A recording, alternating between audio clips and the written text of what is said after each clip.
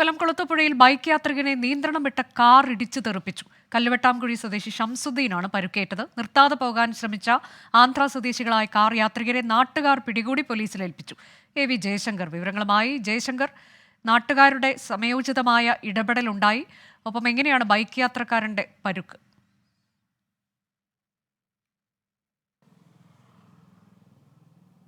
അതായത് ഇന്ന് രാവിലെയാണ് ഇത്തരത്തിലൊരു അപകടം ഉണ്ടാകുന്നത്. തമിഴ്നാട് രജിസ്ട്രേഷനുള്ള കാറാണ് കുളത്തൂപ്പുഴയിൽ വെച്ച ബൈക്ക് യാത്രികനായ ഷംസുദ്ദീനെ ഇടിച്ച് തെറിപ്പിക്കുന്നത്. പിന്നാലെ ഈ അപകടമുണ്ടായ ഉടനെ ഈ കാർ യാത്രികർ വണ്ടി നിർത്താതെ രക്ഷപ്പെടാൻ ശ്രമിക്കുകയായിരുന്നു. പിന്നാലെ ഈ പ്രദേശത്തെ നാട്ടുകാർ ഇടപെട്ടുകൊണ്ടാണ് ഈ കാർ തടഞ്ഞു നിർത്തി ഇവരെ കുളത്തൂപ്പുഴ പോലീസിൽ ഏൽപ്പിച്ചത്. ഇവർ ആന്ധ്ര സ്വദേശികളെന്നാണ് പ്രാഥമികമായ നിഗമനം. എന്തായാലും ഈ അപകടത്തിൽ പരിക്ക് പറ്റിയ ഷംസുദ്ദീൻ നിലവിൽ തിരുവനന്തപുരം മെഡിക്കൽ കോളേജിൽ ചികിത്സയിലാണ്. ഇയാൾക്ക് ഈ അപകടത്തിൽ കാര്യമായ പരിക്കുകളുണ്ട് എന്നാണ് വിവരം. ഇയാളെ വിദഗ്ധ ചികിത്സയ്ക്ക് വേണ്ടിയാണ് തിരുവനന്തപുരം മെഡിക്കൽ കോളേജിലേക്ക് മാറ്റിയത്. ഒപ്പം തന്നെ ഈ അപകടത്തിൽ ഇദ്ദേഹത്തിന്റെ ബൈക്ക് പൂർണ്ണമായും തകരുന്ന ഒരു സാഹചര്യം ഉണ്ടായി.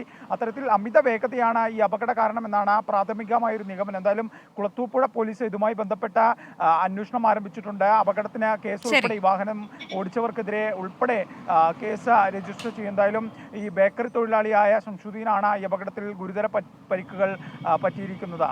കൊല്ലം കുളത്തൂപ്പുഴയിലാണ് ബൈക്ക് യാത്രികനെ നിയന്ത്രണം വിട്ട കാർ ഇടിച്ചു തെറിപ്പിച്ചത്. അമിത വേഗത്തിലായിരുന്നു കാർ.